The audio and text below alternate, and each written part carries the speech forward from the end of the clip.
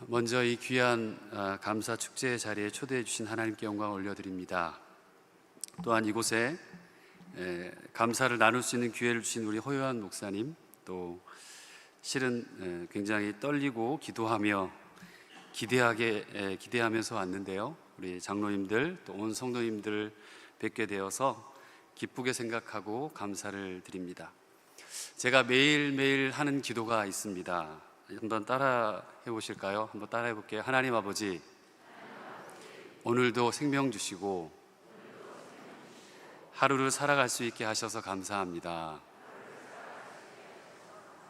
옆에 분에게 이렇게 인사할게요. 살아있어서 감사합니다. 한번 인사할까요? 그리고 또 이렇게 한번 인사합시다. 곁에 계셔서 감사합니다.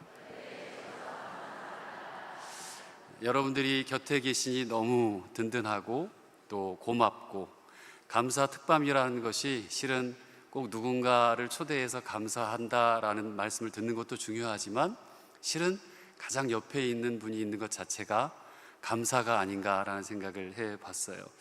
한 세상에서, 한 나라 안에서, 그리고 안산제일교회 안에 있는 여러분들이 감사이죠. 믿습니까? 네. 여러분 기도 매일매일 하시죠? 왜 하십니까? 100점짜리 답안인데 감사해서 기도하신대요. 우리 여기 청소년들, 중고등부 친구들인가요? 멋지게 저기 흰색에 번호 적혀 있는 분이 청소년은 아니고 선생님이신가요 혹시? 청소년으로 보였어요. 그 옆에 있는 자매님, 우리 거기도 선생님인가요? 네. 다 젊어 보여요. 기도 매일매일 하죠? 뭐라고 기도해요?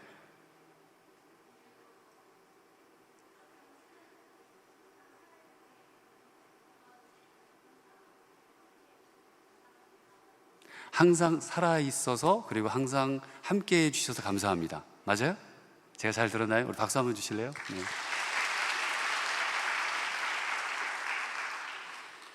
우린 매일매일 기도를 합니다. 저 친구가 기도했던 것처럼 이유가 있습니다. 왜 기도하는지, 또 무엇 때문에 하는지, 어떻게 하는지, 본질적으로는 같지만 또 방법적으로나 또 마음적으로나 다양할 것 같아요. 한 권사님이 저에게 이런 질문을 하셨어요. 목사님, 혹시 달걀 드실 때 기도하세요? 권사님이신가요? 집사님이신가요? 집사님이세요. 달걀 드실 때 기도하세요? 할 때 있고 안 할 때 있고, 그래도 하시네요. 저는 당연히 권사님, 저는 기도하죠. 식사하기 전에 기도합니다 그랬어요. 식사 기도할 때. 그랬더니 권사님이 웃으시면서 그 기도 말고요 그러세요. 한 독일 아주머니가 계셨어요. 실화입니다. 이분이 더 이상 달걀을 못 낳아서 이제 죽을 날을 기다리는 폐사 예정인 닭 분양을 하셨대요. 총 5마리를 분양하는데요, 이것도 심사위원들이 나와서 이 닭을 위해 심사를 하더래요. 독일이 좀 까다롭습니다. 이 닭을 무슨 목적으로 가져가십니까? 이 닭을 왜 데려가십니까? 가서 어떻게 할 예정입니까? 계획서를 써서 제출하시오. 안 가지고 가고 말죠. 이 정도로 하니까 이 부인이 어쨌든 까다롭게 심사를 마쳐서 닭을 데려왔어요.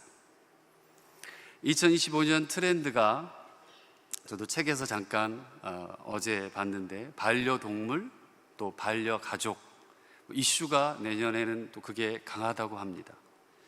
어찌해서 어렵게 분양을 받아서 집에 이 부인이 데려왔어요, 닭을. 근데 그중 한 마리가 세상에 다리가 이렇게 굽어서 펴지지 않고 털은 다 빠져 있더래요. 좀 더 건강한 닭무리에 같이 두자니 쪼임을 당해서 죽을 것 같고, 또 괴롭힘 당해서 죽을 것 같고 하니까 밖에 두둘까 하더니 또 날씨가 추워서 오르도를 떨어가지고 너무 불쌍하더래요. 그래서 이분이 고민하다가 뜨개질을 해서 그리고 닭 옷을 만듭니다. 그리고 그걸 입혀서 집 안으로 들여서 정성껏 보살피고 먹였는데, 세상에나 한두 달 지나니까 털이 나고 굽어진 다리가 쫙 펴지고 걷기 시작하더래요.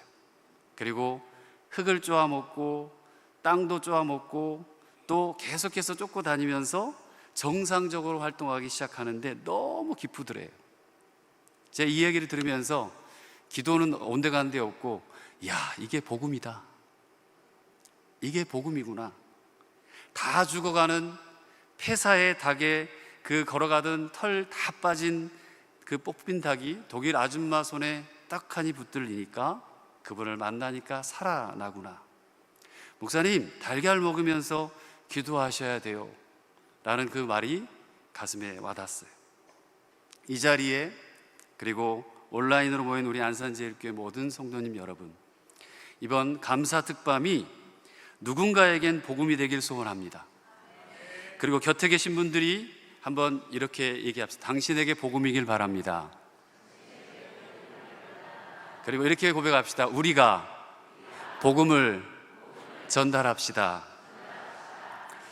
저는 이 세상의 모든 부모님들이 존경스럽고 사랑스럽습니다. 그런 의미에서 여기 계신 우리 부모님들 정말 수고 많으셨고 모든 상황 환경을 떠나 건강하시길 바랍니다. 또한 여기 계신 우리 청년분들, 또 여기 청소년 친구들, 공부하느라고 고생 많았고요. 또 살아가느라고 힘 다 쓰면서 살아가느라고 고생 많았는데 사랑하고 축복합니다. 교회를 떠나는 것이 마땅한 시대에 이렇게 용기를 내서 교회에 와서 예배 드리고 있다는 것은 대단한 거예요. 그렇지 않습니까? 당연합니까? 당연하지 않죠? 요즘 세상에. 여러분 박수 한번 주실래요? 우리 청소년들.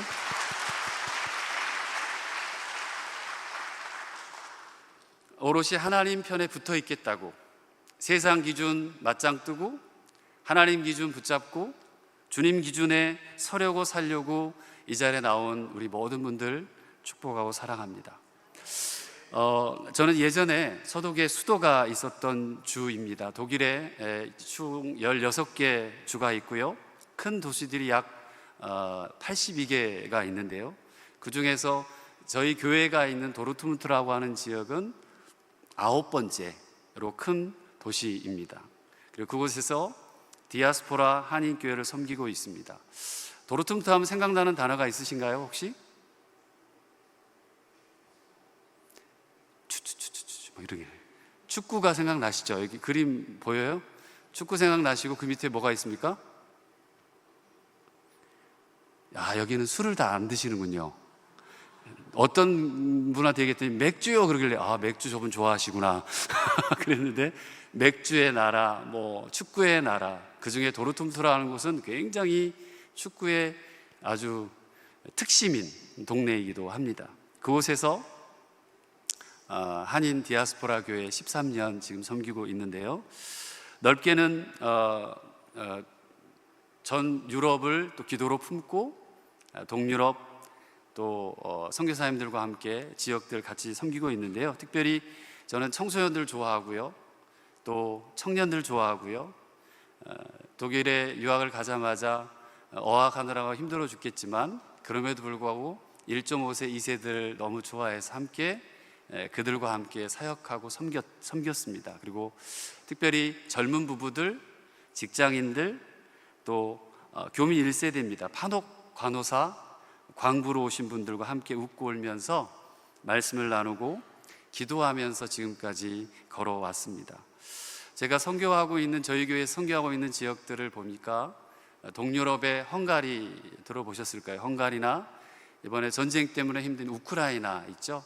그 우크라이나도 저희가 선교하는 지역 중에 하나예요. 전쟁이 일어나고 막 얼마 되지 않아서 저희들이 구호품들을 모으고 또 선교비를 같이 함께 기도하면서 모아서 약 가는 방향만 한 2,500km 정도 되는 것 같아요.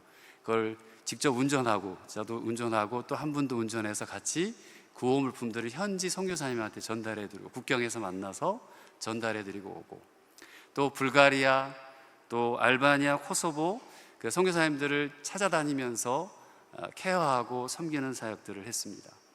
또 남아프리카 공화국에 있는 스와질란드와 콩고 땅이죠. 거기에 신학교를 세우고 가르치는 일에 돕고요. 또 에티오피아 학교에 선교를 하는 일도 돕고 있습니다. 또 독일 1.2세 출신인 그 자매가 결혼을 하고 또 그래서 선교를 또 아랍권으로 가서 선교하는 그것도 선교를 같이 돕고 있습니다. 이렇게 저렇게 선교를 하다 보니 어느덧 한 군데도 없었는데 18군데의 선교지를 같이 교회 공동체와 함께 섬기고 있어요. 제 사역을 잠깐 설명을 드렸고요. 이제 본론으로 같이 말씀을 나눌 텐데요. 성경은 넓은 의미에서 하나님 나라의 이야기입니다.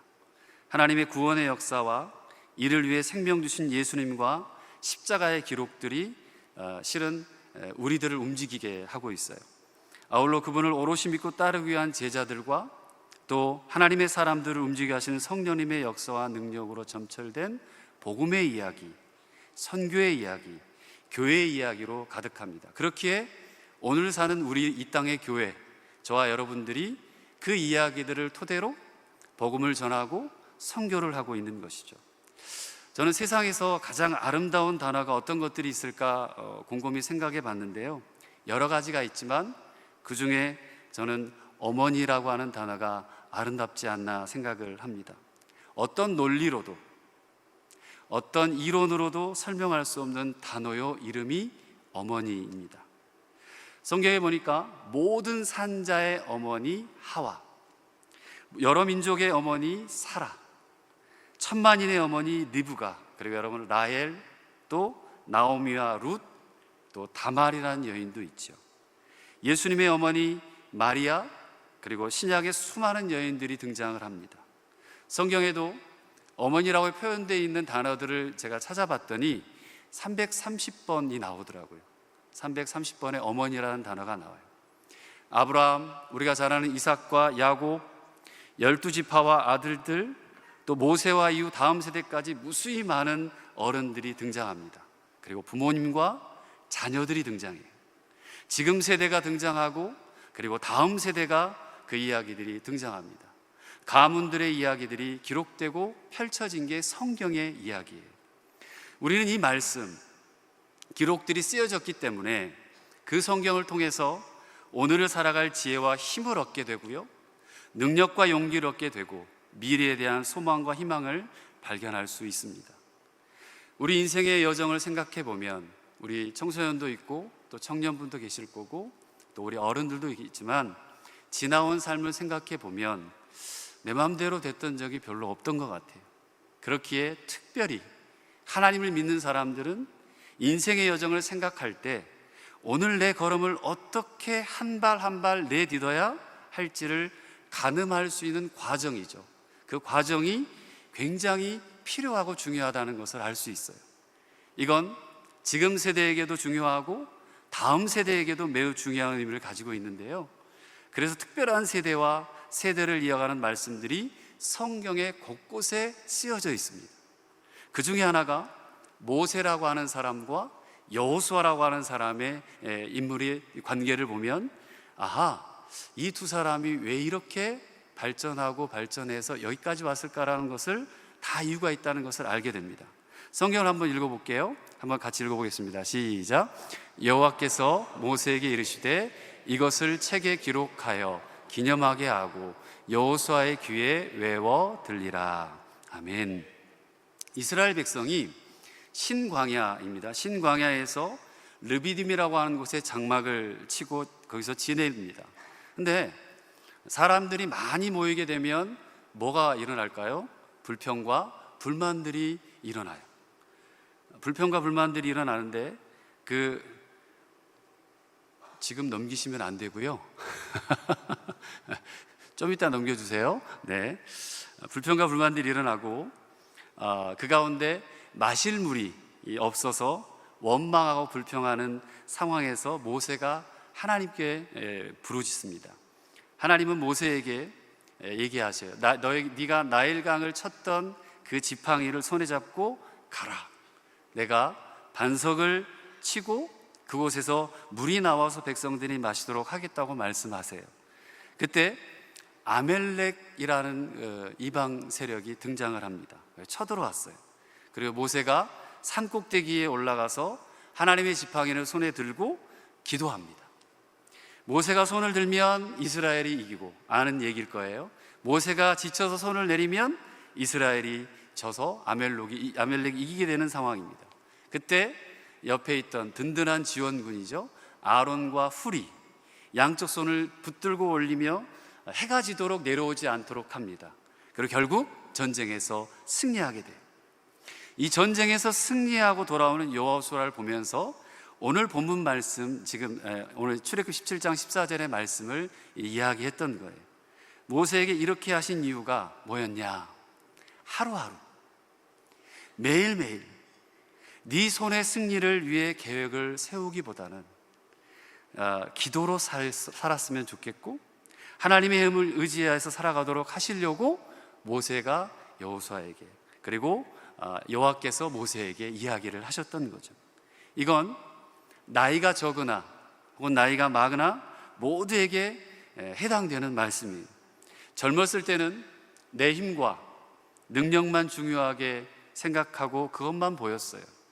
근데 나이가 들수록 하나님의 능력과 지혜를 구하면서 그분께 자주 손을 들게 되었다면, 저는 찬양 앞에서 찬양하실 때 손을 이렇게 담대하게 드시면서 아멘을 크게 하신 분을 처음 봤어요. 아까 여기에 계셨던 분, 제가 은혜가 돼가지고요, 손을 높이 들고 하나님 앞에 간구하고, 그리고 하나님 앞에 매일매일 순간순간 기도하고 계시다면, 여러분 그렇게 기도하고 계세요? 묻고 계시나요? 그러면 여러분들은 그 인생의 광야를 잘 걸어가고 계시는 거예요. 성경의 한 부분을 잠깐 살펴보겠습니다. 이 모든 것들이 우리에게 말을 걸어오고 다가올 수 있는 이유가 있는데요, 이걸 책에 기록하라, 그리고 기록하고 기념하게 하라고 하셨기 때문에 그렇습니다. 성령의 감동으로 쓰여진 하나님의 말씀이, 하나님의 은혜를 볼 수 있는 중요한 근거가 우리가 보고 있는 이 성경에 기록되어 있기 때문에 오늘 우리에게까지 전달되었습니다. 이게, 따라합시다, 기독교의 정말 값진 유산이다. 여러분, 이 성경이 정말 값진 유산이에요. 여러분들에게도 유산 있으시죠? 얼마 있는지 안 물어볼게요. 괜찮아요. 속으로만 대답하세요. 얼마 있는지 안 물어볼 테니까요. 여러분 다 유산이 있죠? 네.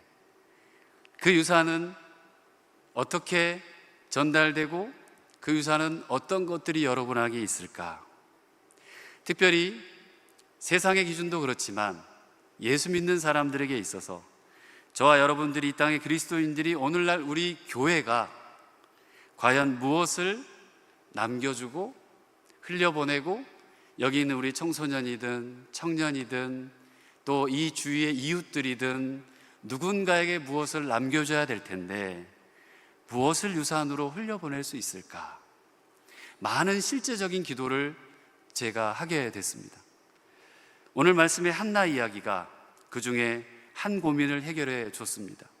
지금 세대인 우리 어른들이, 그리고 이 땅의 교회가 다음 세대를 위해 어떻게 기도하며 사는 것이 좋은 것인가, 어떻게 기도하며 하나님을 붙들고 살아갈 수 있을까 알게 해주는 말씀이기에 더욱 소중하게 저에게 다가왔습니다. 성경에서 하나님이 어떤 한 사람에 대해서 특별한 뜻을 가지고 계실 때에는 그 선택된 한 사람의 탄생 이전에 많은 예비하심이 있었다는 걸 알 수 있습니다. 하나님의 특별한 뜻에 의해서 태어나는 인물은 대부분 그 인물의 잉태 때부터요, 그리고 출산 때까지 고통스러운 상황이 펼쳐지거나 심상치 않은 일을 겪게 됩니다. 좀 전에 언급했던 모세가 그랬죠. 그냥 죽을지 모르는 그 아이를 강가에다가 버려 떠밀려 가게 만들잖아요. 저는 오늘 세세한 내용을 다 말하진 않을 텐데요, 근데 이상한 부분이 제가 성경을 읽다가 눈에 들어왔습니다. 그리고 고개가 갸우뚱거려졌어요. 사무엘에서는 처음부터 한 남자에게 아내가 둘이라고 하는 이상하고 슬픈 배경의 이야기로 시작합니다. 성경에 보통 부인이 있는데 두 번째다, 세 번째다 아내가 기록되어 있으면 많은 부분 자녀의 문제라고 보시면 돼요. 바로 한나의 삶의 배경이었습니다. 한 레위인 엘가나, 그는 여호와를 경외하는 사람이었습니다. 심지어 매해 온 가족을 실로까지 데리고 가서 하나님께 제사 드리는 독실한 사람이었어요. 지금으로 말하면 교회 잘 다니는 분이셨던 거예요. 이 가정엔 한나와 브닌나 두 아내가 있었는데, 한나는 자식이 없었고 브닌나는 자식이 있었으므로 서로 갈등을 하게 됩니다. 여러분, 고대 사회에서 자녀가 없다? 이건 그냥 단순한 문제가 아니었습니다.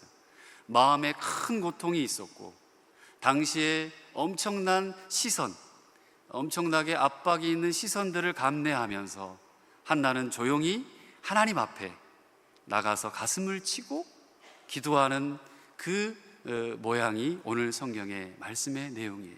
결국 하나님은 그녀의 고통과 기도를 기억하셨고 사무엘이라고 하는 사람을, 아이를 허락하시게 되죠. 많은 부분 이 본문을 통해서 그렇습니다. 기도의 방법을 중심으로 생각하게 하고, 여러분 한나처럼 기도합시다, 한나처럼 기도하면 분명히 응답해 주십니다 라고 생각합니다. 근데 매우 경계해야 할 부분이 있는데요, 그렇게 기도를 했는데 아이 낳지 못하면 어떻게 해요? 그렇게 기도를 했는데 안 주시면 어떡합니까? 믿음이 부족해서 아이를 못 낳습니까? 아니면 기도의 총량이 부족해서 아이가 없습니까? 신앙생활 하는데 일반화에 대한 부분은 굉장히 신중해야 되고 조심해야 될 부분이죠. 성경을 읽을 때도 그렇습니다. 여러분, 한번 질문 드릴게요. 고난이 축복입니까? 네, 5분. 고난이 다른 사람한테는 축복이고 저에게는 없었으면 좋겠습니다. 손. 이것도 또 눈치가 보여서 못 들겠죠. 혹시 여러분 이 중에 고난당하는 분이 계십니까? 그래도 감사하고 계십니까? 한나가 살던 시대는 당시 가장 암울했고 세상 소망도 없고 희망도 없고 각자 자기 소견대로 생활하고 하나님이 점점 사라지고 있는 시대였습니다. 오늘날 점점 교회가 희망을 잃어버리고 잊어버린 무언가가 오늘날 자꾸만 우리를 괴롭히고 있어요. 그게 돈이 되었든 또 학교가 되었든 직장이 되었든 사업이 되었든 건강이 되었든 무언가 우리를 자꾸만 괴롭힙니다. 또 교회를 많이 공격해요. 이단이 되었든 또 하나님을 모른다고 떠난 사람들이 갈수록 많던, 교회를 힘들게 하고 어렵게 만드는 시대와 한나가 있던 시대가 비슷했어요. 바로 그러한 때 사무엘서의 이 한 여인의 고통과 고난을 하나님이 보셨습니다. 그 가운데 통곡하며 부르짖었고 하나님께서는 그 기도를 들으셨고 정하신 상황과 환경의 때에 성경에 뭐라고 쓰여 있냐면, 저도 말씀 준비하면서 다시 한번 놀랐는데 또 말씀을 봤는데 한번 읽어볼까요? 시작. 여호와께서 그를 생각하신지라. 기도했더니 하나님께서 그것을 어떻게 해요? 생각하고 계셨다는 거예요. 기도했더니 하나님께서 그것을 생각하고 계셨다. 한 여인의 기도가 자신도 가문도 살립니다. 더하여서 새 생명을 주신 사무엘을 통해 나라와 민족까지 쭉 성경을 역사를 쭉 보면 살리게 되는 놀라운 일들이 벌어져요. 그 은혜가 바로 기도였습니다. 그 은혜가 바로 기도였어요. 하나님이 함께 하셨던 역사요, 그리고 우리에게까지 왔던 기록이었습니다. 하나님은 오늘 저와 여러분들에게 말씀하세요. 너에게도 이렇게 지금 내가 역사하고 있다. 너에게도 내가 지금 이렇게 역사하고 있다. 우리 옆에 분에게 이렇게 인사합시다. 당신에게도 하나님이 역사하고 계십니다. 시작. 당신에게도 하나님이 역사하고 계십니다. 너의 기도를 내가 지금 생각하고 있어. 내가 너의 기도를 생각하고 있다. 여러분의 가정을 통해서, 여러분 한 분 한 분을 통해서 하나님께서 생각하고 그리고 역사하시길 기다리고 계세요. 그 근원이 뭐냐? 기도였어요. 누가 봐도 쉬운 상황이 아닌데도 불구하고 성경은요, 아이러니하게도 고난이 축복이라고 말합니다. 그 고난이 축복이라는 사상이 성경 구약부터 신약까지 곳곳에 노출되어 있습니다. 아브라함, 요셉, 그리고 모세, 우리가 잘 아는 욥, 많은 부분에 겉으로 보기에는 죄 때문에 저럴까? 그래, 네가 잘못했지. 죄에 대하여 받는 벌로 비춰줄 수도 있었지만 그렇지 않았고 사실은 그게 축복이었어요. 여러분 나중에 시편 34편 말씀을 꼭 한번 읽어보시길 바라요. 오늘 19절 말씀 잠깐 읽어볼 텐데요, 여기에는 없습니다. 제가 읽어드릴게요. 의인은 고난이 많으나 여호와께서 그의 모든 고난에서 건지시는 도다. 의인은 고난이 많으나, 하나님을 믿고 따르는 사람들은 고난이 많으나 하나님께서 반드시 그를 고난에서 건져내셨다. 세상에는요, 참 어려운 사람들이 많은 것 같습니다. 상상할 수 없는 병마와 고통이 정말 살 힘이 없는, 그리고 상황 속에서 하루 거반 죽을 것 같은 처지에 놓여 있는 사람들이 너무 많습니다. 어찌 저리도 험악한 세월을 살아오셨을까? 아마도 여러분들이 아는 누군가가 될 수 있습니다. 우리 부모님이 될 수도 있고, 이웃집의 누군가가 될 수도 있고, 친구가 될 수도 있고, 혹은 여러분의 할머니, 할아버지, 부모님들이 될 수 있어요.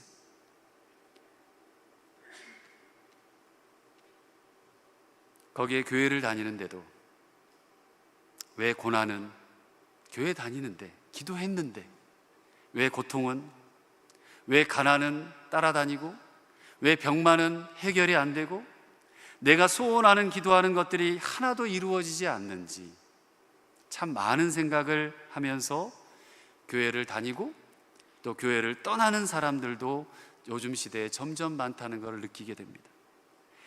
과거의 신앙생활은 참 심플했습니다. 단순했어요. 부르짖었고 또 부르짖었습니다. 신학적이지 않았고 쩍쩍대지 않았습니다. 단순했어요. 그리고 간절했습니다. 이것들을 많이 잊고 잃어버렸구나. 이 땅의 교회가 많이 잊어버렸고 잃어버렸구나.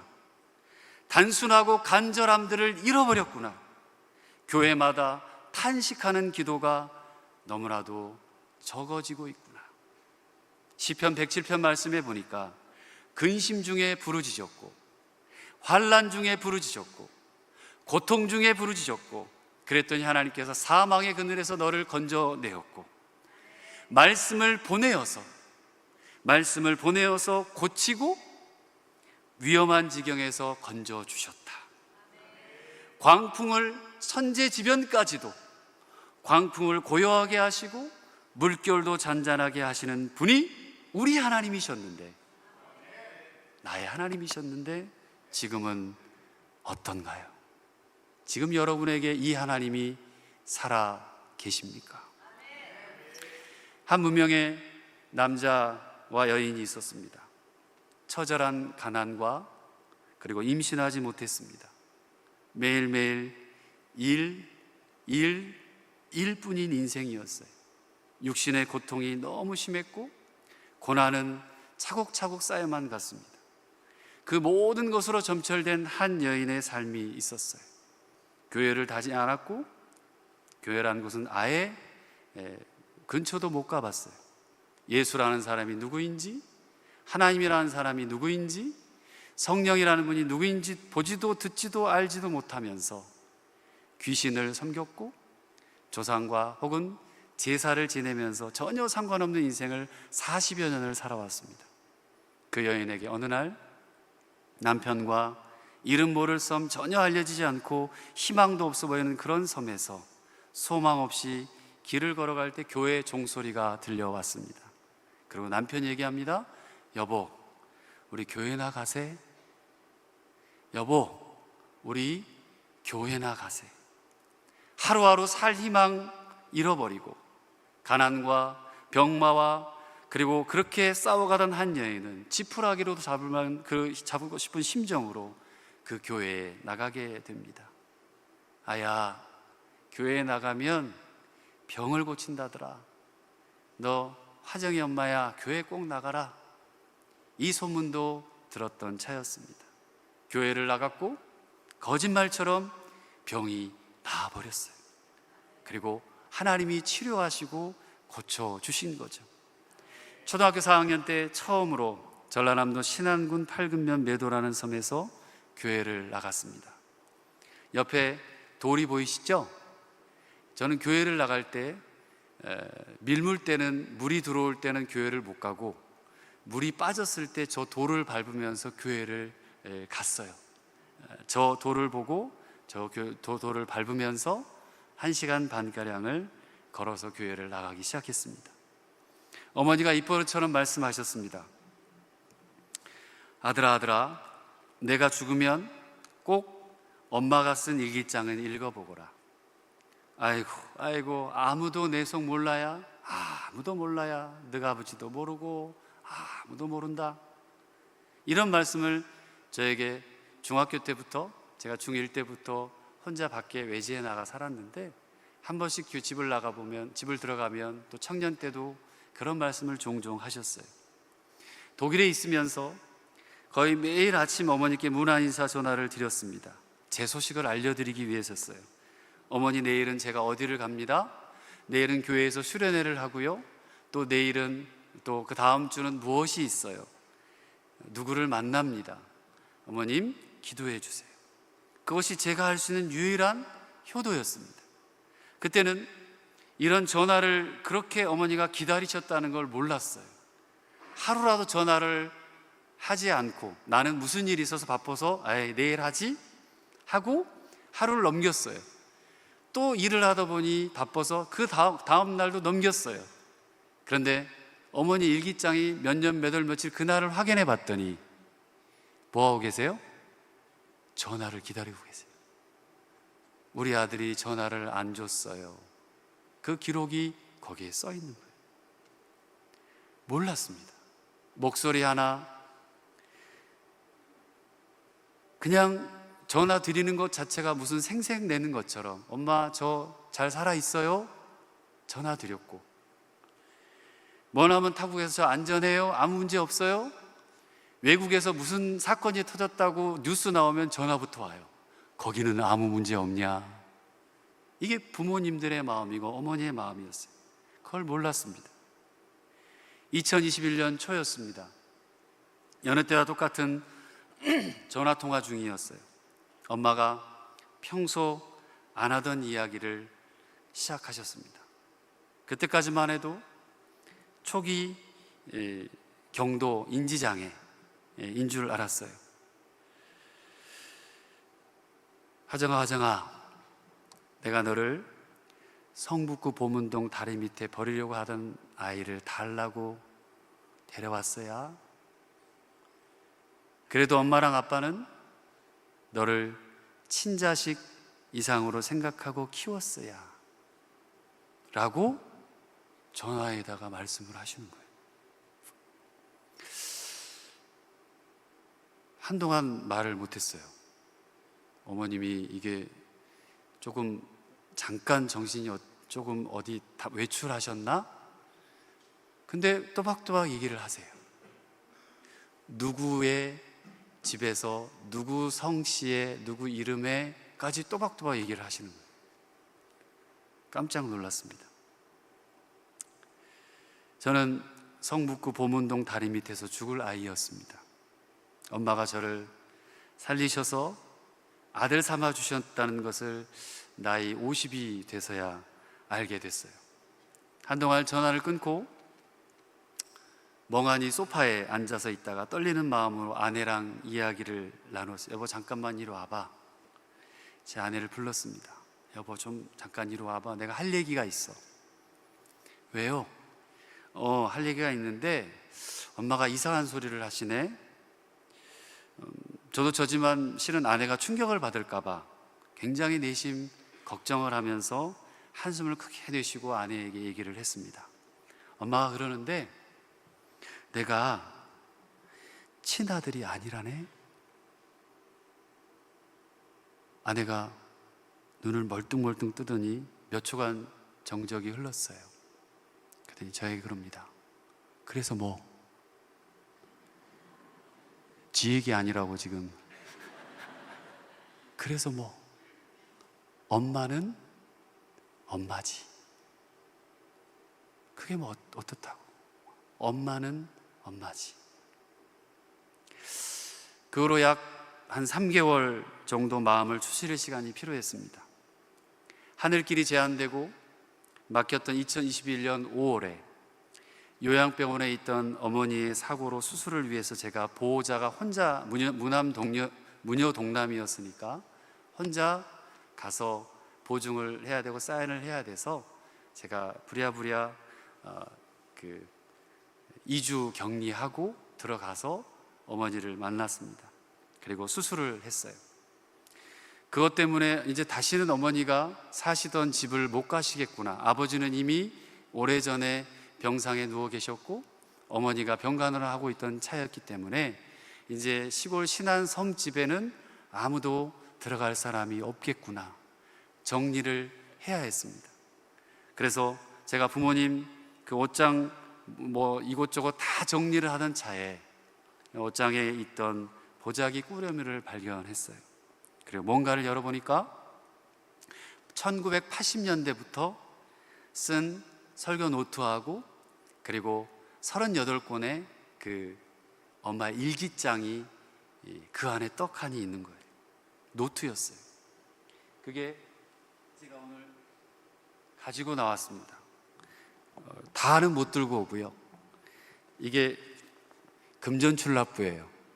어머니가 닥치는 대로 이거 노트를 살 돈도 없으시고 볼펜도 살 돈도 없으셨는지 모든 출납부를 다 해서 빼곡하게 글씨를 이렇게 쓰셨고요. 또 종이들을 또 모아서 요거는 좀 어르신들은 많이 기억하죠. 이렇게 묶어가지고 썼던 여기에다가 써가지고 앞뒤로 빼곡하게 써놓으신 거예요. 그 자리에서 제가 1시간을 이걸 발견하고 열어서 읽는데 1시간 동안 꼼짝하지 못하고 그걸 들고 1장, 2장, 몇 장을 읽고 있었습니다. 충격이었습니다. 이 일기장을 발견하고 3년 동안 이 일기를 읽으면서 소화하려고 3년을 소화하는데도 아직까지도 소화가 안 되는 게 있어요. 3년이 지났음에도 그 내용 하나하나가 너무너무 정확하고 또 모든 것을 세세하게 기록해 놓으셨고 그 하나하나가 너무나도 가슴 저미는 이야기들이 참 많았습니다. 이렇게까지 사셨나? 이렇게까지 힘들고 어렵게 사셨을까? 우리 자녀들은요, 엄마 아빠의 삶을 10% 알까요? 20% 알까요? 우리 청소년들 저기 와 계시는데 자매들이 많네. 형제 중에서 후드티 여기 지금 집회하는 색깔과 맞게 쓴 너야. 너 엄마 아빠의 삶을 몇 프로 정도 아는 것 같아? 오, 10%래요. 이야. 뭐라고요? 박수 한번 주세요. 네. 이름은 내가 모르지만 저는 10%를 알아도 많이 안다고 봐요. 잘 몰라요. 왜냐하면 첫째는 엄마 아빠가 자기의 삶을 자기 자녀들에게 태워낸다 있을 수 없는 일이에요. 다 가슴에 묻고 사세요. 자녀들이 만약에 그걸 들었다? 아유, 큰일 나죠. 네, 못 살 거예요. 저도 아마 이 엄마의 일기를 20대 혹은 30대에만 발견했어도 모르겠어요. 어떻게 제 삶이 어떻게 바뀌었을지는 모르겠습니다만 아마 괴로웠을 거예요. 왜냐면요, 그 안에 어머니 아버지에게 사기친 사람 이름도 써 있고요. 보증을 섰는데 죄송합니다. 이거 영상을 볼지 모르겠지만 이렇게 가까운 사람들이 뒤통수를 많이 칩니까? 여러분 옆 사람에게 이렇게 우리 뒤통수 치지 맙시다. 시작. 우리 교회 안에서 절대 뒤통수 치면 안 돼요. 아니, 그렇게 가까운 분들이 아버지 어머니와 혈연 관계에 있었던 사람 중에서도 가까운 분들이 뒤통수를 치는데 그 이름이 써 있는 거예요. 제가 독일에만 안 있었어도 어떻게 했겠어요? 목사, 선교사만 아니었어도 제가 쫓아갔을 겁니다. 들고 쫓아갔을 거예요. 세상에 어떻게 이럴 수 있냐고.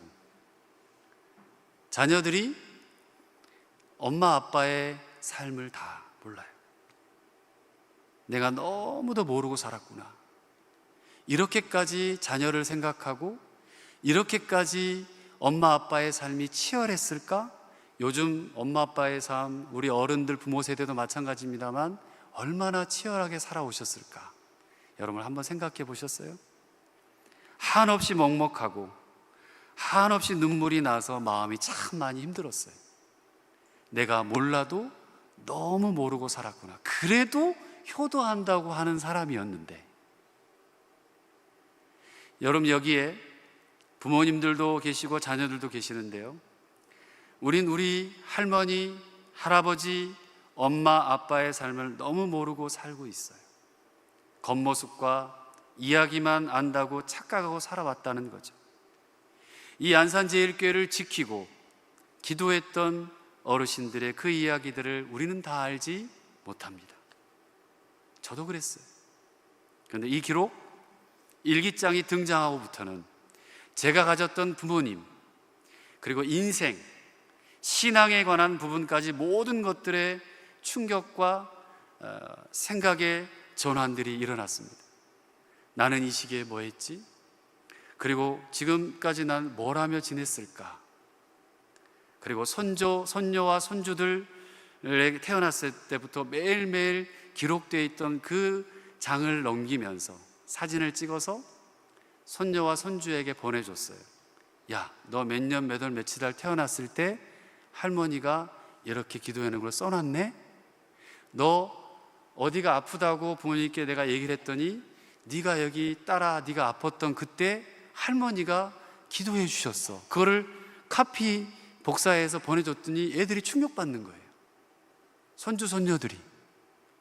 할머니가, 할아버지가 너희를 위해서 기도 많이 했어. 이거 하고 뭐예요? 증거물을 딱 들이밀었더니 애들이 깜짝 놀라는 거예요. 자기 이름까지 써 있고.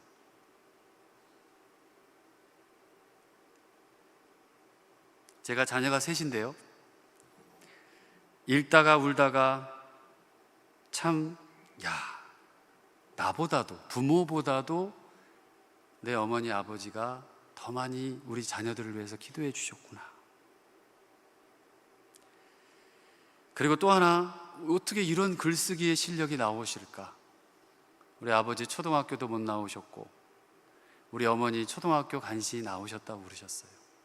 근데 문장력이 제가 글을 쓰는 것보다 더 뛰어나세요. 정직하고 깔끔하고, 그리고 그냥 단순하게 쓰셨어요. 나는 이렇게 못 쓰겠어요. 그걸 찍어 보내주고 들었던 생각이 그랬습니다. 이게 신앙의 유산이구나. 이게 지금 이 시대의 유산으로 물려져야 할 무언가가 되겠구나. 그리고 그 안에 제 출생의 기록도 들어 있었습니다. 나는 다리 밑 개천에 버려져 죽을 수밖에 없는 인생이었는데 나를 낳아준 부모님은 사정이 있어서인지 나를 버렸지만 우리 엄마는 나를 살려주셨고 먹여주셨고 입혀주셨고 죽을 힘을 다해서 뒷바라지해 주셨구나. 그리고 나에게 하나님과 예수님을 유산으로 물려주셨고 하나님을 아버지라 부를 수 있도록 해 주셨구나. 그 이후에 6개월 기도하고 정말 마지막으로 격려해 주신 분들이 계셔서 아까 목사님이 소개해 주셨던 그 책을 출판하게 됐습니다. 그 책은 감성팔이도 아니고 책 장사를 위해서 쓴 것도 절대 아닙니다. 하나님께서 마음을 주시기를 이 한국교회에 오늘날 우리가 잃어버린 무언가를 찾기 위해 꼭 필요한 내용인 것 같다고 그 마음으로 그 책을 쓰게 됐습니다. 지금 이 시대 무명의 그리스도인들이잖아요. 다 무명의 그리스도인들이 정말 이 땅의 교회들을 지켜왔잖아요. 우리네 어머니들, 우리네 아버지들, 우리의 교회에 꼭 필요한 그 책임을 독려하고 어떻게 보면 글쓰기에 소질이 없지만 결단하고 이 어머니 아버지와 이 교회, 이 땅의 교회의 어른들을 위해서, 다음 세대를 위해서 써야겠다는 생각을 하게 됐습니다. 성경에 한나의 기도와 참 많이 닮아 있구나. 성경에 보면 한나는 어떤 상황이라도 마지막은 즐거워하고 기뻐하는 기도를 했고요, 하나님 한 분만을 향한 기도를 했고요, 교만하지 않으려는 기도를 했습니다. 하나님 주권을, 내 인생의 주인은 하나님이시라는 그 주권을 철저히 찬양하는 기도를 드렸고요, 하나님만이 자신의 근본적인 문제를 해결할 수 있음을 깨달은 간절한 기도를 드렸습니다. 통곡했고요, 원망보다, 안갚음보다 오히려 사랑의 기도를 했고요, 근심들을 하나님께 다 맡기는 기도를 했습니다. 인내하며 오래 하는 기도를 드렸다는 것을 알 수 있었어요. 우리네 어머니들도 그랬습니다. 이 땅에 수많은 무명의 그리스도인들이 하나님의 교회에서 그렇게 기도하며 지금까지 이어져 오게 하셨어요. 여기 안산제일교회도 그런 분들이 많아 여기까지 올 수 있었습니다. 우리 옆에 계신 분들 이렇게 축복합시다. 당신의 기도 때문에 여기까지 왔습니다. 시작. 당신의 기도 때문에 여기까지 왔습니다. 부모님들은 참 놀랍습니다. 하지만 이름 없이 잊혀진 분들이 참 많아요. 그분들의 이야기를 하고 싶었습니다. 어머니를 발견하자, 이 시대의 아버지를 발견하자, 교회에서 기도하시던 그 어머니들, 아버지들, 잊혀지고 잃어버린 이 시대 우리 부모님들을 다시 한번 찾아보자. 그것이 다음 세대를 어떤 프로그램보다도 다음 세대를 진짜 살리는 길이다. 일기장에 나오는 한 부분입니다. 오늘 새벽에는 몇 시에 일어나 교회에 갔어요로 하루를 시작합니다. 오늘 아침에도 세상 사람들과 접촉하지 않고 세상 만물과 상관하지 않고 제일 먼저 하나님 아버지를 만났습니다. 그리고 주님과 대화했습니다. 오늘 새벽 기도 가는데 정말 기뻤습니다. 우리 가정에 기도가 없으면 죽은 몸입니다. 그래서 새벽 기도하며 하루의 생활을 하나님께 의지했습니다. 1994년 5월 21일 토요일, 오늘 새벽부터 날씨가 좋지 않아서 더 바쁘게 일했습니다. 아무리 바쁘게 일을 해도 우리 하나님께서 함께 하시면 무슨 일이든지 할 수 있으리라 믿습니다. 주님, 이 연약한 저희를 붙들어 주시옵소서. 도와주실 줄 믿습니다. 소금 작업하고 집으로 돌아오면 집안일을 해야 합니다. 주님 붙잡아 주시고 주 안에 살게 하옵소서. 어려운 일이 자꾸만 생기고 시험거리가 너무너무 많습니다. 우리 남편 이 집사님 주님과 더불어 살게 하옵소서. 우리 아들 이전도사 항상 지켜주시고 도와주시옵소서. 주님 뜻대로 살고자 원하는 하나님의 자녀가 되기를 원합니다. 예수님의 이름으로 기도합니다. 엄마의 삶에 하나님이 없었다면 어땠을까? 엄마의 일기장에는 작은 시골 마을에서 만난 교회 공동체 분들이 함께 드렸던 예배가 기록되어 있고요, 서로를 위해 중보 기도했던 그 내용이 기록되어 있고요, 함께 읽고 나눔을 했던 성경 묵상과 구역 예배, 그리고 전도, 매일 하루를 시작하는 새벽 기도, 그리고 성경 필사와 통독이 가득 담겨 있었습니다. 고되고 힘들게 김양식을 하고 또 염전에 나가서 소금을 작업을 하고 벼와 마늘과 고추와 깻잎과 콩을 심으면서 생업에 종사하면서도 복음을 전하고 한 영혼이라도 전도하는 삶의 이야기들이 녹아 있었어요. 우리 일상입니다.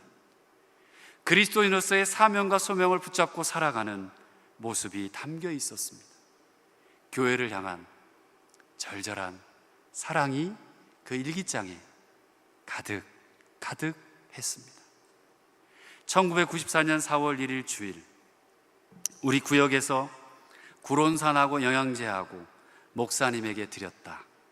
구론산 요즘 있나요? 94년이면 30년 전이에요. 구론산 목사님 갖다 드리셔요. 구론산 나오는지 모르겠지만 목사님에게 드렸다. 물이 든다고 빨리 재촉하고 예배를 드리고 왔다. 하루를 재밌게 놀다 오고 주일 학생들과 재밌게 잘 놀고 예배 드리고 왔습니다. 자, 우리 청소년 여러분, 교회 재밌어요?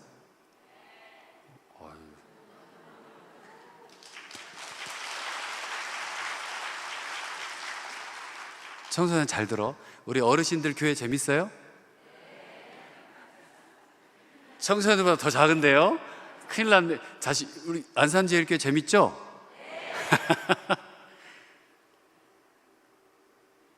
주일학교 간식을 이 세상에서 사는 동안 하는 걸로 하나님과 교사와 약속했습니다. 자, 이거 읽으면서 무슨 생각했을까요? 아니, 그렇게 가난하셨으면서, 그렇게 빚에 치들리고 사시면서, 무슨 돈이 있으시다고 주일학교 간식은 또 하신다고 약속을 하셨을까? 목사이지만 제발 좀 워워하시지. 내가 알았으면 말렸을 거예요. 진짜로. 엄마, 아빠 빚부터 좀 갚으세요. 그렇게 힘들게 사시는데 무슨 교회 주일학교 간식입니까? 이랬을 것 같아요. 근데 엄마는, 아버지는 하나님 일이라면, 교회 일이고, 그리고 그게 아이들의 일이라면, 다음 세대의 일이라면 어떤 상황이 와도 투자하고 섬기고 헌신하셨더라고요. 일기장에 엄청 많이 나와 있어요. 근데 그것과 상관없이 교회 일이, 아이들이, 사람을 살리고 생명을 살리는 일이 참 좋으셨나 봐요. 여러분, 교회는 이런 곳이어야 하죠. 이것이 그리운 시절이 되어 버렸습니다. 아침에 소금을 얹혀놓고 와서 식사하고 주일학교 8시에 교회를 갔습니다. 그러나 부끄러웠습니다.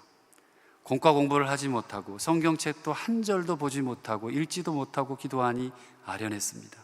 그나저나 기도할 때 우리 주 앞에 용서해달라는 기도밖에 하지 못했습니다. 저희 어머니가 못 배우셨지만 본인이 다리가 아프고 몸에 사고가 나고 장애가 입어서 하지 못할 때까지 어머니는 교사로 섬기셨어요. 1시간 반씩 걸어가서 교사로 그 아이들 간식 준비하고 또 다시 와서 일하고 또 다시 가서 예배 드리고 주일날 보통 3번 예배를 드리셨어요.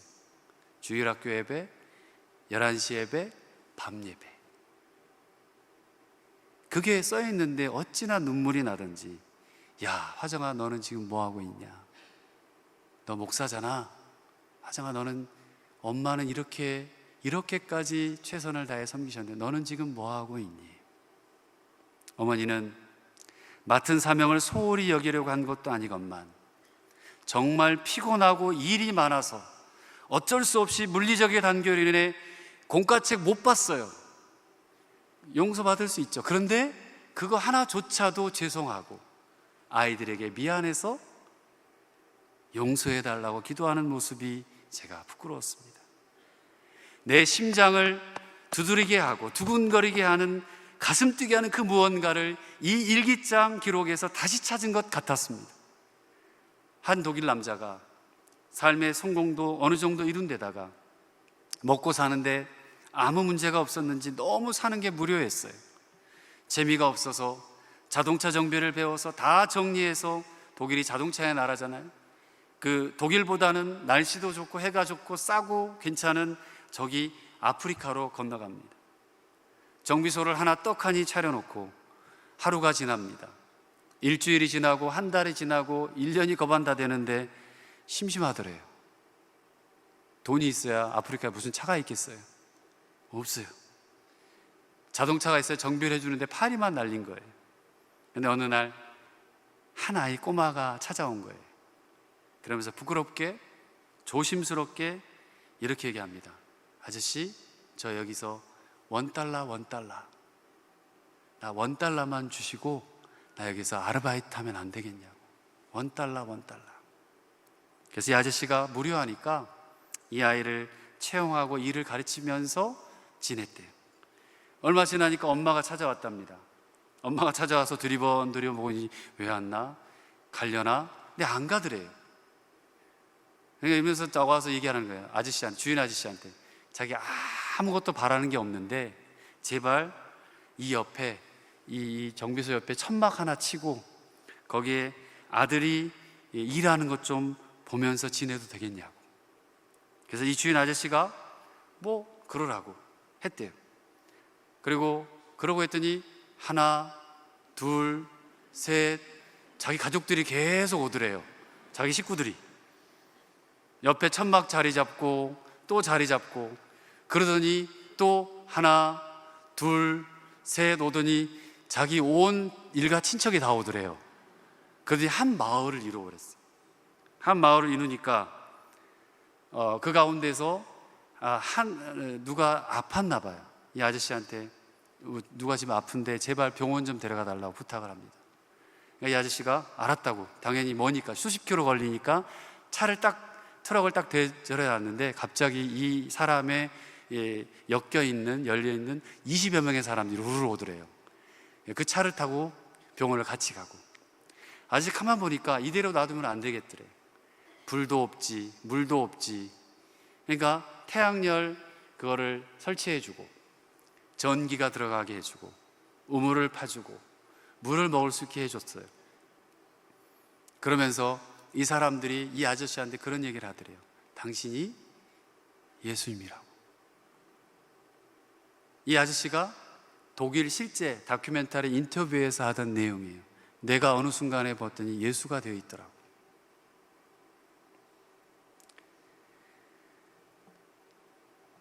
여러분, 이게 복음입니다. 한 아이를 살리는 온 가족, 한 아이를 살렸더니 엄마가 오고 그 가족이 같이 붙어 있고, 그 가족을 같이 붙어 있게 했더니 온 일가 친척이 다 같이 와서 한 마을을 이루고, 한 아이를 $1에 살렸더니 온 가족과 가문이 살아났습니다. 2009년 11월 22일 주일, 오늘은 주의 날입니다. 우리 하나님은 우리가 믿음 생활 잘하라고 이 날을 주셨지요. 그래서 새벽기도 갔다 와서 9시에 교회 청소하러 갔습니다. 저는 구역장도 아닌데 왜 이렇게 신경 쓰나 모르겠습니다. 교회 일이라 신경을 씁니다. 몸이 좋지 않아 농사일도 제대로 못하는데 교회 일은 신경이 써집니다. 하루라도, 1시간이라도 주님의 일을 하고 싶어요. 엄마가 장애가 있으셨어요. 후천적 장애. 다리를 잘 걷지 못하시는데 하루라도 주의 일을 하고 싶다고. 꼬박 10년 후입니다. 2019년 2월 17일 주일날, 아침에 교회 가기 위해 얼마나 애를 썼는지 몰라요. 교회를 못 가면 죽을 것 같아요. 오전 예배 드리고 오후 예배 드리고 원래에도 참석하고 돌아왔어요. 또 이웃을 향한 중보 기도를 멈추지 않았습니다. 영혼 구원을 위해 언제나 간절히 기도했습니다.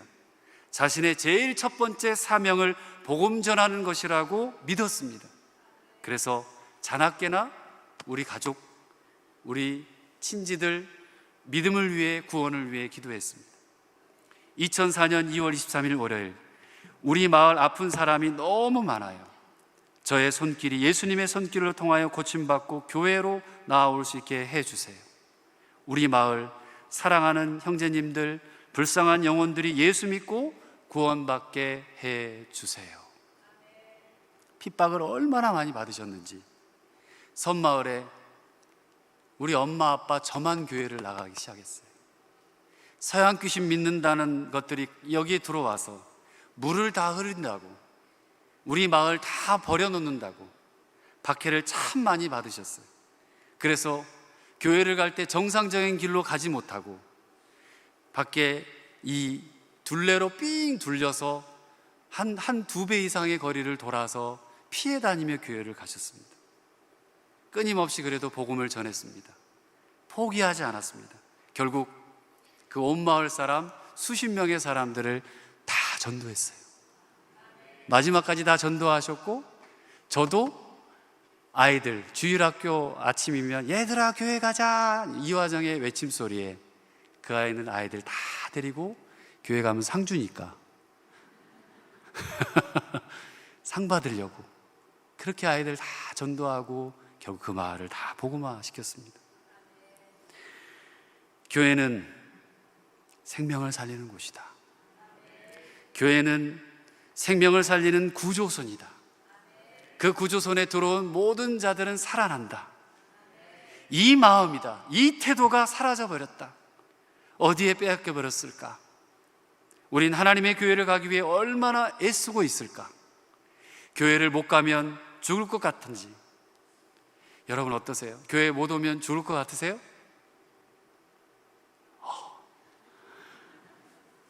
어쩌라는 거죠? 여러분 교회에 못 가면 죽을 것 같아요? 어이, 그런 마음이 사라져 버렸어요. 누굴 탓하려고 질문하는 게 아닙니다. 지금 목사요, 선교사인 저를 돌아보게 하는 내용이었습니다. 오늘날 좋은 의미에서 교회를 신경 쓰고 교회에서 무언가를 애쓰는 모습이 그리운 시대가 됐습니다. 지금 우리들의 삶 속에서 교회가 신경 쓰여서, 성도와 성도들이 신경 쓰여서, 나쁜 쪽이 아닌 우리 목사님이 신경 쓰이고 우리 장로님이 신경 쓰이고 권사님과 집사님들이 신경 쓰이고 청년들이 신경 쓰이고 청소년과 우리 아이들이 신경 쓰인 그런 교회가 많아져야 됩니다. 사랑하는 성도 여러분, 오늘 한국교회와 부모된 우리가 우리의 자녀들에게 물려줄 가장 귀중한 유산이 있다면 그것이 무엇일까요? 한번 읽어볼까요? 한번 띄워주실래요? 오늘 아침에도 시작. 오늘 아침에도 세상 사람과 접촉하지 않고 세상 만물과 상관하지 않고 제일 먼저 하나님을 만났습니다. 그리고 주님과 대화했습니다. 아멘. 우리네 부모들이, 어른들이 그 기도가 하늘에 닿으면 어떤 일이 일어나는지를 보여주는 삶이 그리운 시대가 됐습니다. 작은 바람이 있습니다. 성경이 쓰여져서 기록되어서 우리 가운데로 다가왔습니다. 여러분 꼭 남겨주시기를 바랍니다. 기도하며 전달하셨으면 좋겠습니다. 믿음의 기도가 그 유산을 다음 세대에게 전해주는 부모님들, 교회 어른들이 되어주시기를 부탁드립니다. 오늘은 여기 온 지 이틀째가 되었습니다. 언제 3개월이 지나갈지요. 주님 어서 나아서 집으로 돌아가게 하소서. 2019년까지는 이전 일기와 크게 다르지 않았습니다. 그리고 2020년도 일기를 보면 하루가 다르게 글씨가 나빠집니다. 본인 스스로도 글씨 쓰는 게 이제 안 좋아질 정도로 느껴지셨나 봐요. 그리고 마지막 일기가 이제 쓰여지고 어머니는 볼펜을 놓게 됐습니다. 아침에 일어나서 허리도 꼼짝도 못하겠습니다. 어쩌면 좋을까요? 우리 하나님 아버지 믿습니다. 우리 이 집사님, 우리 이 목사, 우리 수인 사모, 또 승찬, 지연, 승우를 품 안에 넣어주시고 인도하여 주시옵소서. 걱정 근심하지 않고 마음의 평안함을 주시옵소서. 우리 7 식구 주님 품 안에 넣어주시고 아무런 일이 없도록 주여 도와주세요. 이 일기를 끝으로 어머니는 더 이상 일기를 쓰지 못하셨습니다.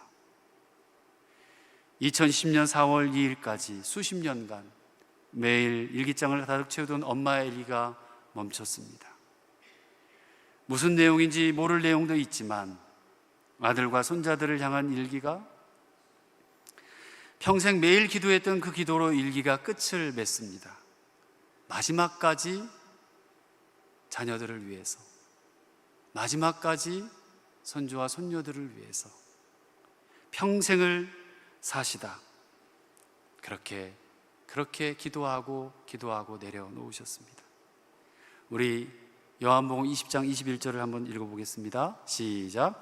오직 이것을 기록함은 너희로 예수께서 하나님의 아들 그리스도이심을 믿게 하려 함이요 또 너희를 믿고 그 이름을 힘입어 생명을 얻게 하려 함이니라. 아멘. 주님이 이 땅에 오신 목적입니다.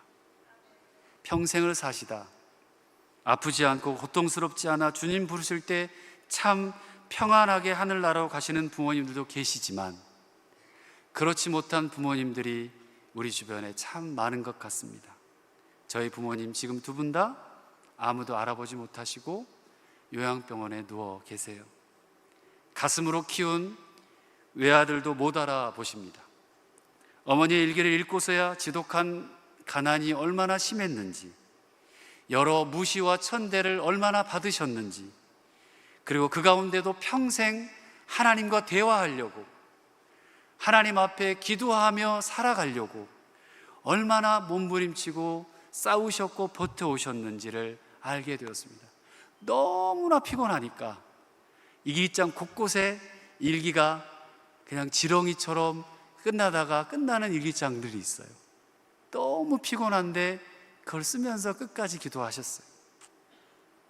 하나님과 얘기하듯이 말을 아끼셨고, 내 마음 알아주시는 하나님께 솔직히 털어놓으시듯이 살아있는 말로 일기에 얘기해 주셨습니다. 그 어머니가 일기에서 아들을 위해서 기도하던 모든 것이 다 이루어졌습니다. 하나도 빠짐없이 다 이루어졌습니다. 그런데 당신들을 위해서 기도하신 것은 하나도 이루어지지 않았습니다.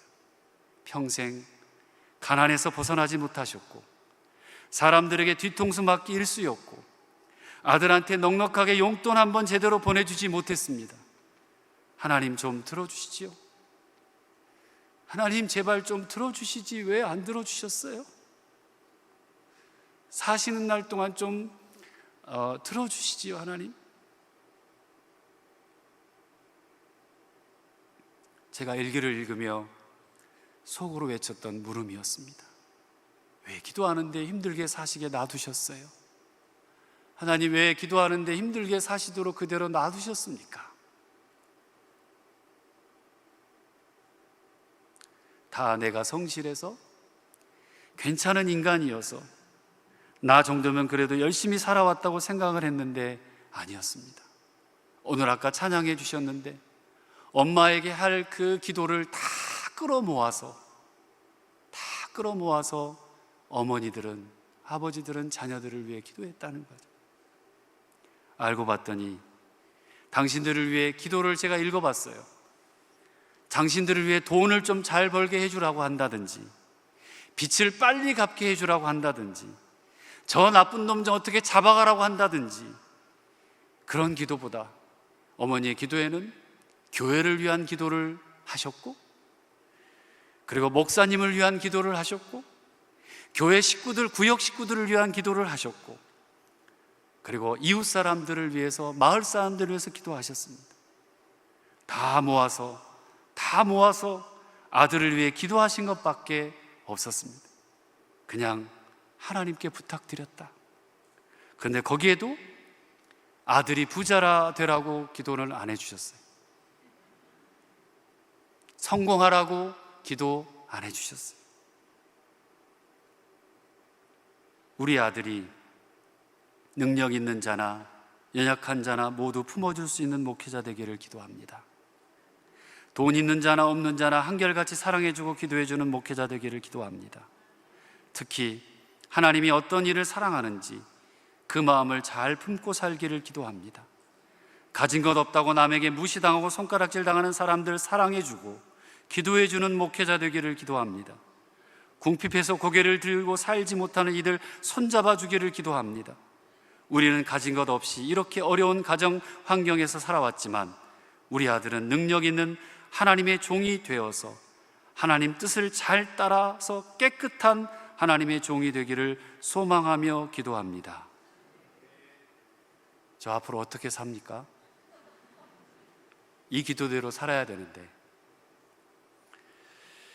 저희 부모님이 집과 땅과 돈과 명예는 못 주셨지만 매일매일 성실하게 새벽에 나가 기도하시고 일상을 살고 주님을 믿고 따랐던 그 참 생명을 소유한 사람으로 그 삶을 저에게 유산으로 물려주셨습니다.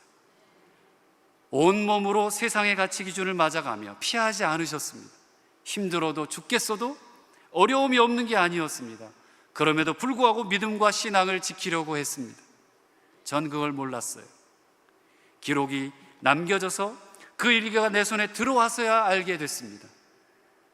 사랑하는 우리 안산제일교회 모든 성도 여러분, 지금 우리에게 절박한 것은 무엇입니까? 지금 한국교회에 절박한 것은 무엇입니까? 지금 우리 교회를 움직이는 것이 무엇입니까? 교회가 하나님 한 분만으로도 충분한 세대, 부모가 자녀들을 얼마나 사랑하고 사랑해야 하는가, 이를 위해 얼만큼 어떻게 기도해야 하는가, 자녀들이 부모님을, 어른들을 어떻게 생각해야 하는가, 자기를 부정하고 상대방을 높이고 복음을 앞세우고, 이게 예수님의 모습이었습니다. 그리스도인의 생명력이 무엇일까요? 하나님 없으면 안 돼. 한번 따라 합시다. 하나님 없으면 아무것도 안 돼. 옆에 분에게 이렇게 인사하세요. 시작. 하나님 없으면 아무것도 안 돼. 하나님을 가장 신경 쓰는 삶, 신앙의 회복이 필요합니다. 이것을 우리 믿음의 사람들이 기록으로 남겨야 합니다.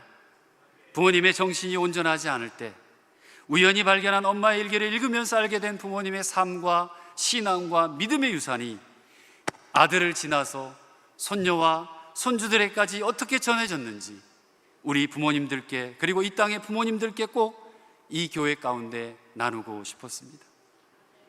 본인들이 헌신하고 자신의 삶을 깎고 나누어 주셔서 자식과 손주들이 얼마나 큰 믿음의 유산을 받았는지를 나누고 싶었습니다. 하나님께서는 한나, 성경의 그 한나의 개인적인 삶을 주관하실 뿐만 아니라 민족의 삶 전체를 주관하셨습니다. 하나님께서는 때로는 심판하시고 때로는 축복하시면서 하나님의 역사를 움직여 가셨습니다. 이스라엘을 향한 하나님의 마음은 그들이 세상의 빛이 되도록 하는 것이었으며, 메시아 그 주님을 열망하는 준비된 모습으로 삼으려고 하셨습니다. 여러분, 말씀의 결론입니다. 쓰고 남기고 기록하십시오. 지금 세대와 다음 세대의 중요한 키워드입니다. 지금 이 시대 우리 부모님들이, 교회 어른들이 한나의 기도를 배워서 하나님 앞에서 통곡하며 기도하고, 오래 기도하며 간절히 기도해서 모든 염려를 다 주님께 맡기고 또 기록으로 쓰면서 남길 때 다음 세대에게 그 믿음의 유산이 흘러갈 줄 믿습니다.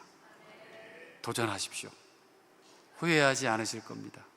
그래서 여러분의 기도의 영성이, 그 생명이 오롯이 전달되고, 아울러 예수 그리스도의 생명의 DNA가 우리 부모님들에게서, 그리고 다음 세대들에게 이 땅의 교회, 우리 안산제일교회에 전달되길 주님의 이름으로 축복합니다. 기도하겠습니다. 주님, 힘들다고, 어렵다고, 되는 게 없다고 하는 시대에 고난에도 감사하고, 특별히 이 안산제일교회에서부터 쓰고 남겨주신 기도의 영성 기록 때문에 다음 세대가 그 사랑과 기도를 교회에서 보고 자라가길 진심으로 소원하고 기도합니다. 주님, 온전히 주님 앞에 많은 영혼들이 돌아와 다시 떠나지 않도록 하늘이 가득한 곳이 바로 주님의 교회가 되게 하시고 사랑이 넘치는 곳이 되게 하여 주셔서, 하나님, 이 시간 교회를 다니며 하나님을 예배하던 계절이 지금 세대와 다음 세대의 사랑하는 가족들, 친척들, 친구들이 다시 교회로 돌아오도록 인도해 주시고, 우리 또한 그 신앙의 유산을 남기며 살아갈 수 있도록 은혜를 베풀어 주시옵소서. 다음 세대가 살게 하시고 지금 세대도 살게 하여 주옵소서. 생명을 살리고 사람을 살리는 귀한 공동체 되기를 소원하옵고 예수 그리스도의 이름으로 간절히 기도드립니다. 아멘.